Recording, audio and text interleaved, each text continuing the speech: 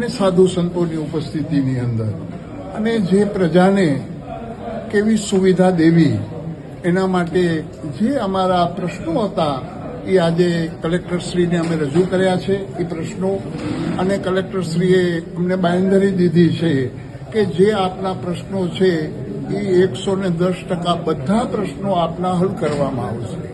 અને બીજું, જે પરિક્રમા દર વર્ષે આમ પ્રભુ 5 દિવસની હોય છે, પણ આ દિવસે બારસનો ક્ષય હોવાથી પ્રભુ 4 દિવસની છે, એટલે 2 તારીખથી 5 તારીખ સુધી, અને મધ્યરાત્રિએ 12 કલાકે એમનું શુભ પ્રારંભ થશે.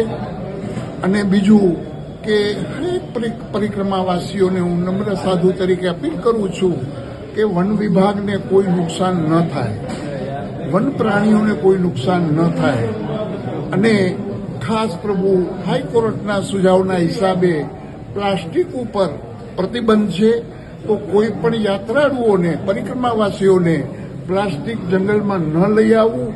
એના માટે અમે બીજી પણ એક સુવિધાઓ, કાપડની થેલી 1 લાખ અમે છપાવી કરીને પણ દેવાના છીએ.